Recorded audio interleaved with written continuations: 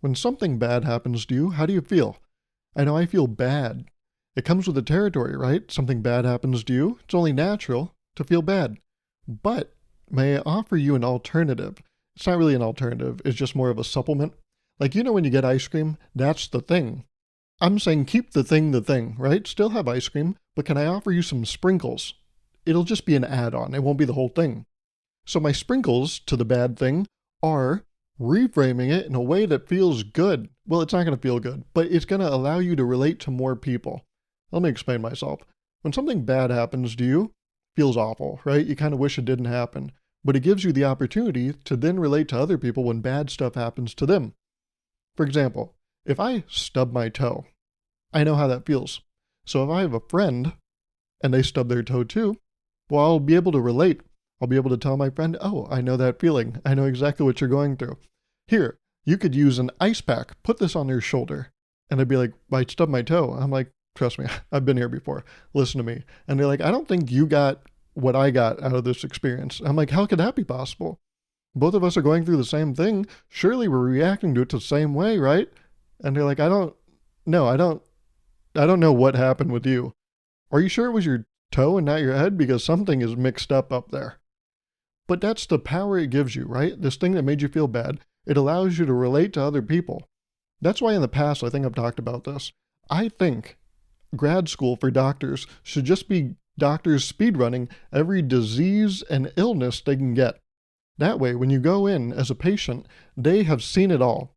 You know how bad that would feel? To go into a doctor and be like, yeah, I'm kind of experiencing this. And they just look at you with a blank face, a blank stare, 1,000-yard stare, or whatever it's called. I wouldn't feel heard. I wouldn't feel seen. But in that case, you just gotta tell the doctor to put his glasses back on. Am I right? That's probably why he's just had he's farsighted. And you're gonna be like right up close to him. So just, if he doesn't see you, maybe give him the tools to.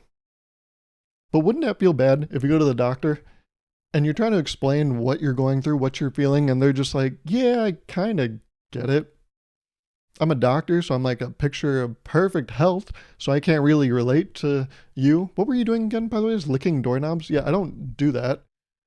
And that's not even because I'm a doctor. I'm just like a normal person that doesn't want germs in orifices of my body. So, sorry, we have different lifestyles, I guess. But you wouldn't feel seen or heard. If that doctor just came in and was like, I have no idea what you're talking about, it feels like you can't make progress. Because in communication, right, that's how you make progress. When both sides feel like they've been seen, they've been heard, then you can proceed forward. If one side feels neglected, or both sides, if anyone feels neglected, it's kind of hard to make progress. And so all I'm saying is, yes, if something bad happens to you in life, then there is something that good that can come out of it. And that is the ability to relate with other humans. And humans, isn't that part of the human experience? Well, it's probably half of the human experience. The human part. I don't want to spoil the answer, but just in case you were getting mixed up there, between human and experience, human is the human part. And I'm becoming more and more human every day, because this week I got a crown. That's right, I think I'm speedrunning all the problems you're supposed to get when you're older.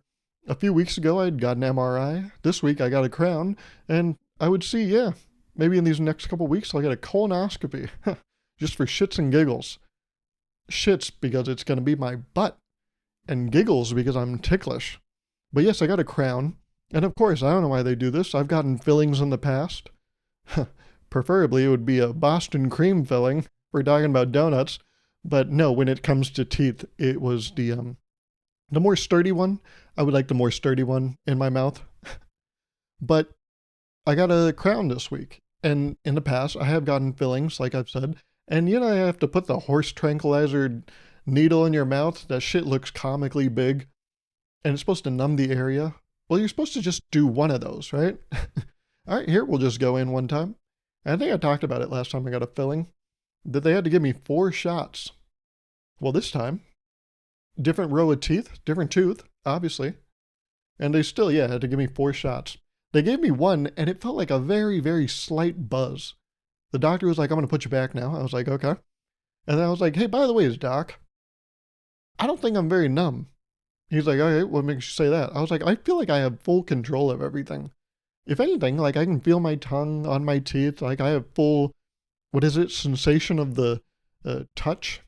Isn't that weird? Your tongue, that's the taste sense that it gives you. But in order to taste stuff, your tongue has to touch. So for taste to happen, you first have to touch. No one ever talks about that, right? We always talk about touching with the hands. But for the people that really care, they know that you got to touch with your taster. That's what makes relationships last, doesn't it? But yes, I got down there and Doc was like, yeah, I mean, your lips should feel like rubber. I was like, they just feel like lips. He was like, well, do you have rubber lips? And I was like, well, I guess I've never actually been tested for that, so I would say I don't know. He was like, well, let's give you one more. How about that? So he props me up, he pricks me again, and then gives me about 15 minutes. I sit there just staring out the window. I don't know if you do this, but whenever I'm at the doctor, they put you in that room, right? Once they make you wait for 30 minutes outside, they bring you into a smaller, windowless room, and then make you wait for 15 more minutes. And during that time, I don't know why. I think I might have a problem, but I don't go on my phone. I've even had sometimes, right? The nurse brings you in, and I remember last time she told me, oh, you can just use your phone, just hang out. Doctor's still working with someone else. I was like, yeah, sounds good. And I didn't pull my phone out. And this is where I think I have a problem, because I was like, no, I'm not going to do it. I am not, right? I am not at the beck and call of this little rectangle, okay? I'm not going to do it. I'm not going to whip my phone out. I'm going to sit here. This will be a practice in meditation, and I'm just going to exist. How about that? And this is, again, where I say I have a problem. For some reason, this gives me like a superiority complex. I don't do this for the goodness of myself. No. I do this to prove to myself that I'm better than other people. That nurse, she told me, yeah, go ahead, use your phone. And I'm like, yeah, thanks. Because I bet that's what other people do, don't they? Because they're not as strong-willed as I. And so I don't use my phone. Who am I impressing? No one. I don't even impress myself. I do this, right? To impress myself, and it's not even that impressive to me. I'm like, oh wow, you stayed off your phone for 15 minutes? You want a medal? Huh? We're all out of gold stars. You want a little pink one? I'm like, yeah, sure, I'll take a pink one, I guess, if that's all you have. I mean, sure. But yeah, I don't use my phone when I'm in there. And so yes, same thing at the dentist. I was sitting there, upright, feeling the bean bag, very, when you lay on your arm and it gets that numb beanbag feeling like there's sand all over you. I was having that, slowly trickle into my mouth. And I was like, I'm not going to use my phone. At the dentist, it was a little different. At the doctor, it feels very like, oh, ooh, look at you. But at the dentist, everyone exists behind you. So I didn't want to whip out my phone. This is why I don't use my phone in public. If I'm on like public transit or just like in a crowd in public, I never go on my phone. Because I don't want anyone behind me to see what I'm doing. I'm not even doing weird shit. I just don't think they should have access to that information. So I don't whip it out. I know how that sounds out of context. I don't want people to know what I'm looking at, so I don't whip it out in public. Okay, Gauruv, good for you. But yeah, I got a crown. He came back. He after 2 little needle pricks of that horse tranquilizer, and the second he put that little whatever you call it, the thing that sands down your tooth, the second he put that to tooth, I was like, ah. He was like, all right. So not numb yet, but also please don't jerk around. Makes it kind of hard for us. We're going to numb you up one more time, then we'll see. Numb me up one more time, came back, sanded my tooth down for maybe all of 2 seconds. I was like, ah. He was like, all right, 4th one, but that's it. I was like, that's fine. I'm usually a 4-shot guy myself. Right, Doc? You want to hit up the club after this? And he was like, yeah, no, I don't. Our relationship exists between these 4 walls. I don't know you outside of this. You see me at a grocery store? No, you didn't. Okay? I have a service that you paid for. I will perform it, and then that's it. You don't even know my last name, do you? I'm like, yeah, I do. It's on like everything. There are pens on the front desk with your name written all. I know exactly what your name is. Okay. Fair point. I didn't think about that. Yeah, I do. That makes sense. It is my practice. I'm renting this space so I can do that. The thing I went to 11 years of school for. But yeah. So if anyone gets a crown, I know exactly how it feels. Well, a temporary crown. I get my full crown. I become true royalty in 2 weeks from now. and they'll put the permanent one in. But if anyone ever goes through that process, this may be a bad thing, right? I'm still numb. I've taken 5 Tylenol in the past 2 days, and it sucks, but it is good. I'm able to reframe it because if anyone else goes through this, I will be able to make them feel seen and heard for that week when they are experiencing torture in the mouth. So yeah, it's a good thing, guys. That's how you need to reframe it. Really, nothing bad can happen to you in life. I hate when people say that shit, dude. No. Think about the good part of this. I'm like, I just lost my job. They're like, yeah, right. But guess who doesn't have to go to work tomorrow? I'm like, you probably? Because this is some unemployed fucking friend bullshit that you're spewing into me. I need a fucking paycheck, man. I'm trying to do stuff this weekend. They're like, okay, fair point. Yeah. And I do need you to sponsor me this weekend too. So that does actually suck for both of us. I'm like, oh, does it? Yeah, try to reframe it then, huh? We won't spend as much money. I say we as if you're going to fucking pay anymore. He's like, yeah. So did they fire you like for good or it's kind of like a timeout thing? I'm like, oh, until now you care. Yeah, see? Speaking of caring about things, people care about trends. I don't like trends because it's just the same people making the same thing over and over, but worse. What were the trends, right, this past week? The big trends were the Saratoga daily routine guy, with the Saratoga water and the bananas. And every fucking corporate account took their mascot. I even think the fucking Duolingo bird. I thought that motherfucker was dead, man. But they even resurrected his dumbass and was like, oh yeah, do the routine, right? Some intern, some blow-up suit, doesn't get paid enough. Yeah, put tape over your mouth and rip it off. Nice. And if it breaks the suit, you're going to have to pay for that. Okay? Cool. But I don't like it. I don't fucking like trends, dude. You know my problem with trends? I think I've talked about this in the past. Imagine a celebrity, right? That everyone hates. They've done heinous acts, terrible behavior, right? They're deplorable at best. But then, they post on social media a picture of Saratoga water and bananas. And there are a few tens of thousands of people that will probably be like, okay, guys, I know they did something bad, but like, come on. We're all doing that too, right? That's like the joke. Nice. Cool. Yeah, they killed someone. That happens sometimes, okay? Wait, show of hands. Who knows someone that's killed someone?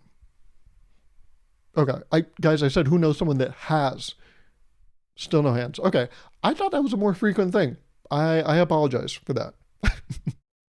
But yeah, people do these trends, and then it feels like they get just, what is it? It's like stolen goodwill, right? Stolen valor. It feels too easily earned. That is what it is. It is too easily earned goodwill. Because it doesn't matter what they've done, right? It doesn't matter what they've done in their career or their personal lives. If they do this immediately, some people are like, nice. Yep. I know you're just repeating the joke that we're all repeating, but it's cool to see. Even at your high status profile, you're able to relate to us. That's cool. Now, next, this is a trend we've all been doing for a while. Go to a office for 40 hours a week and just do menial work. And then post about it. Yeah. Then we'll fully relate to you. Yeah. But it just sucks because it's just recycled slop, right? Your timeline on the internet for like a week, trends don't last that long. Your timeline on social media for maybe 3 days at the most becomes just this. And I'm like, really? So it's just going to be this for a while? And that's where it feels kind of shitty because not only are these people just getting like free credit because they're like, oh yeah, I'm doing the thing you guys are doing, I guess. I don't fucking know. But then there's nothing new happening on your timeline because it's just the same bullshit over and over. And another thing that's causing that same problem is AI art. And that's another trend that happened this week. The first half of the week, right, was the Saratoga banana meme. And then the second half of the week was Studio Ghibli AI art. And what are we doing? Do you think I want to see you enter some fucking bullshit photo you have into some AI generator online and then share it like it's some novel thing? You had no part in that. What part of this do you think I'm going to find interesting? People I know go on beautiful, amazing vacations, and then they come back with a photo album full of photos. There's such amazing photos that you can only get from their perspective. There's no one else in the world that's going to have those photos. And still, when they prepare a PowerPoint, put music to it, and try to show it to me, it's still hard to care. I don't give a fuck. I was on that vacation with you. Why do you think I would want to look at that shit? So then to take it a step further and then maybe plug some of those photos into some AI generator and make it in a certain art style, why the fuck would you think I care about that? But I do care about that. I actually think it's good. You might have just heard what I said and been like, God, it sounds like you don't like it. I do like it though. I think AI art as a whole, not just the Studio Ghibli trend, I think AI art as a whole is good. Because then it reveals to you who to avoid, right? It's like people self-reporting. I think crime would be much better, right? Crime rate, it would probably stay the same, but I think the world would be a better place if these criminals reported themselves. Like imagine someone shoplifts and then they go immediately, they don't go home to enjoy the thing they just, procured off of a shelf. But they go to the police department and say, hey guys, I did a bad thing. Here I am. Then, right, we keep these people off the streets. That's what people doing AI art or generating AI art are doing. They're really just cleaning up after themselves. They're committing the crime and they're doing the time because they're letting the public know, hey guys, I'm a bad person. You should be, how they have Miranda's Law or whatever? You can search up online and see who around you is a, Well, they should have that for AI art. There should be a website and it will probably be made by AI. And it should tell you which of your neighbors have made AI art. Because then you will know to never ask them, hey, you watch any movies recently? Because they haven't. They don't give a fuck. The only movie they probably watch is what? The Brutalist? Where they made Adrian Brody's voice. They had to change the accent a little bit using AI. They probably watched that shit and said, wow, he's so good, isn't he? Yeah, he's good. Right. But it's always the least creative people, right? Being like, look, this is a picture of me that I put in a thing. I'm like, hey, how about instead of eating crayons, use them to draw an actual picture, you fucking goober? Because that's it. It feels like stolen valor. You're not artistic. That's okay. I'm not very artistic either. Can't draw worth shit. I have like okay stick figures. Like I feel like I do them in a nice style, but it's nothing to write home about, right? I feel like if we're playing Pictionary, you'll be like, nice, Gauruv. You won't be like, what the fuck is that? But I don't think you're gonna hang any of my stuff in the Louvre, that thing in Paris, right? Louvre, the Louvre. I don't fucking know. See, that's how much I don't even know about real art. But still, AI art feels like an affront, a personal affront, damn it. It feels like you're encroaching on the art form that I don't even give a fuck about. That's how much issue I take with it. But no, like I said, I think it's good. I think it's great. Because then, yeah, it lets you know this is not someone you want to converse with. I think it's cool, right, to do AI art. If you just want to like give it a shot, but then don't show it to people, right? It's the same thing as like social media filters. If you go on Snapchat and use that dog filter, with one with the ears, the nose, and the tongue, that's cool. Take your little video, entertain yourself, and save it to your camera roll. And put it in a folder, right? That is password protected. So that if anyone ever gets a hold of your phone, they never have to see that shit. But then don't share it with people. That's the thing. You can have fun. You can do these things. But then don't propagate it into the world. Don't make it our problem. Don't, what's the problem, Gauruv? I don't get it. What is the issue you take with it? Well, now you're forcing me to feign interest. I don't give a fuck. Look at this. This is a picture of me in an art style that was made by a computer. I don't give a fuck. And I would actually challenge you to find a person that gives a fuck. We all just react to it because it's a trend, right? It's, again, that just easy goodwill. Oh, yeah, you're doing the thing we're doing. Nice. I'll throw a like your way because, hey, guess what? I got one coming out hot off the press, and I would like your like as well. Follow for follow, like for like, huh? What are we doing? I don't know. But phones have come such a long way, right? These are photos you can generate on your phone. But phones didn't used to be that ubiquitous, right? Everyone today has a phone.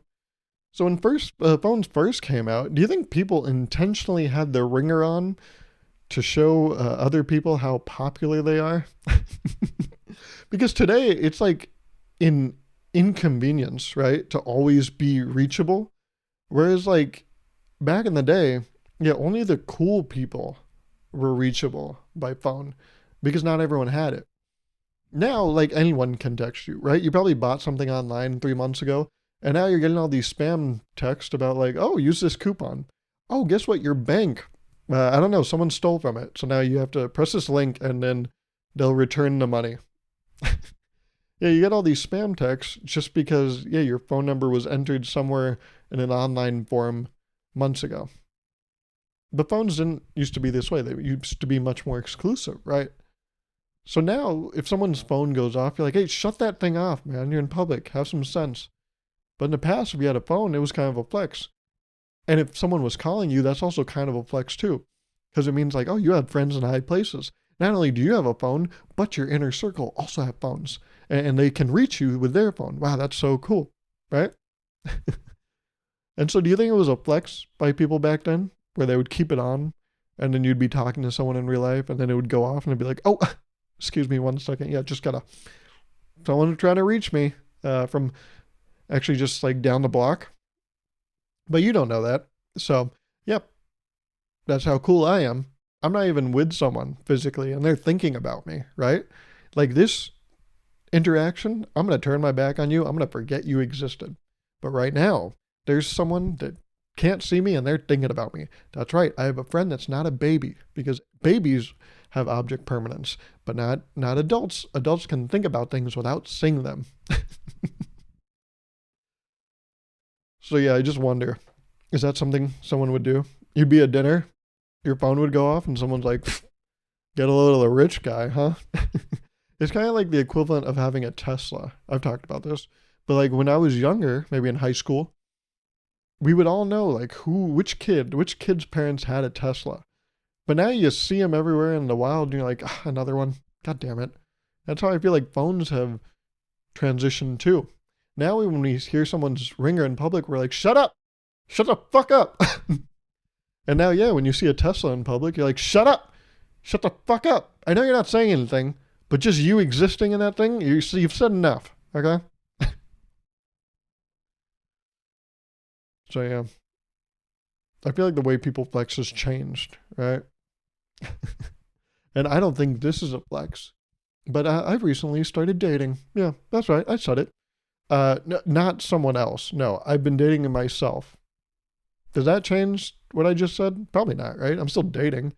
Just dating myself, okay? And what do you mean by Gauruv? What do you mean by that, Gauruv? That sounds corny and cheesy. What the fuck do you mean?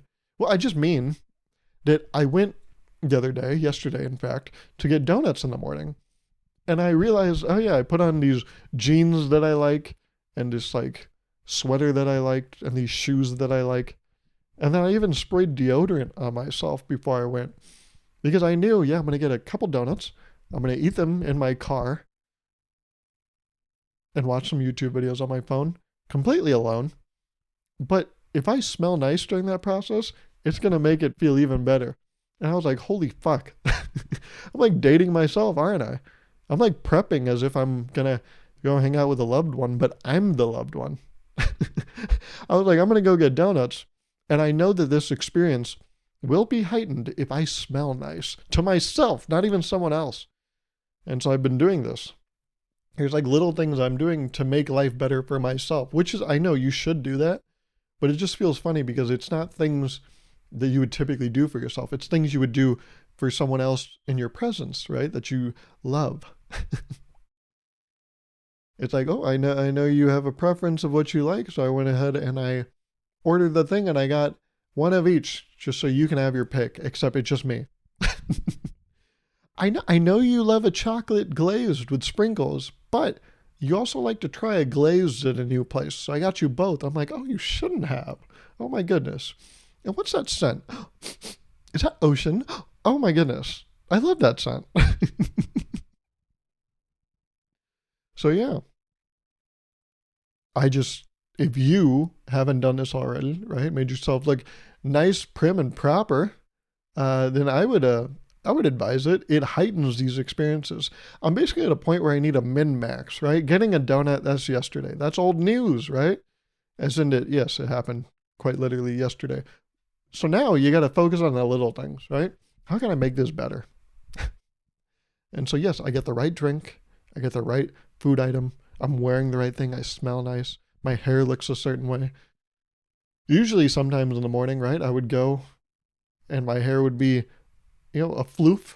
I don't know if that's a real word, but it conveys how it looks in my head. It looks a floof.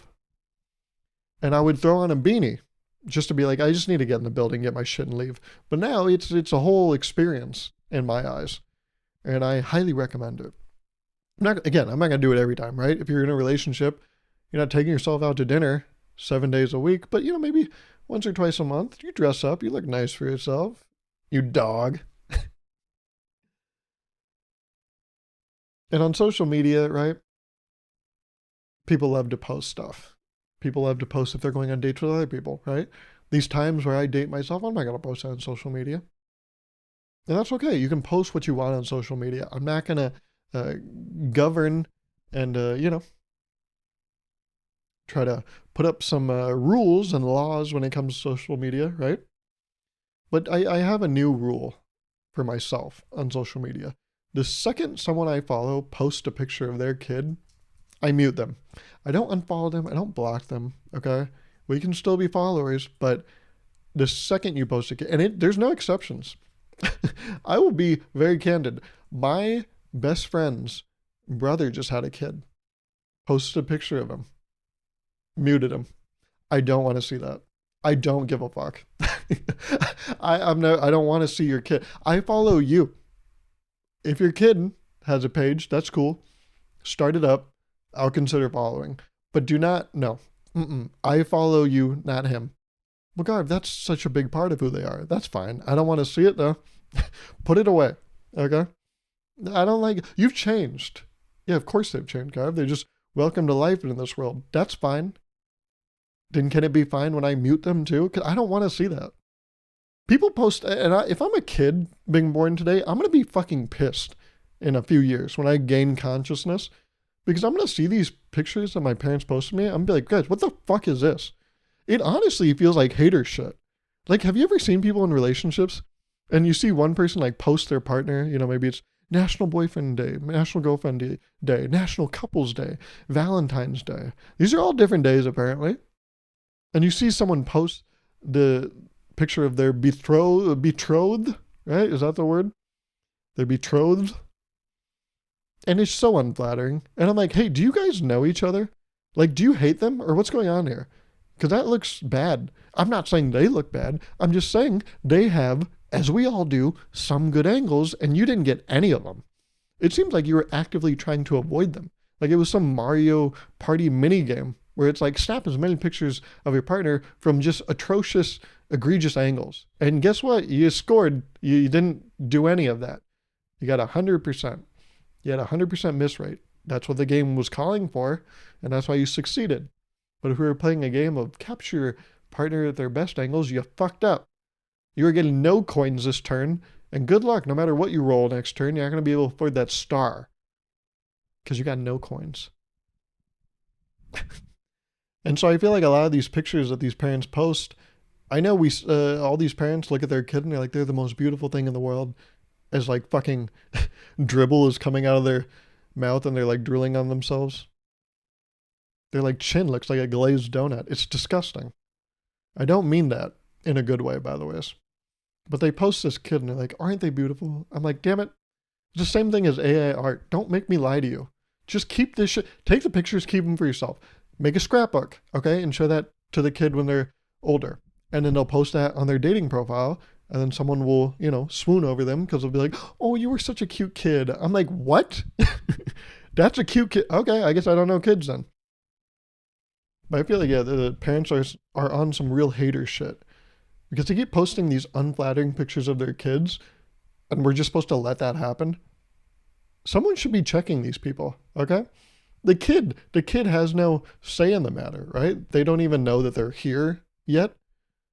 And yet there are terrible crimes being committed against them by their own blood. Can you believe it? Oh my goodness. Sometimes it do be those closest to you. And right now I need those closest to me, the listeners of this podcast, to do it to me. And what is it? It is leaving a like on this video, leaving a comment if you haven't already.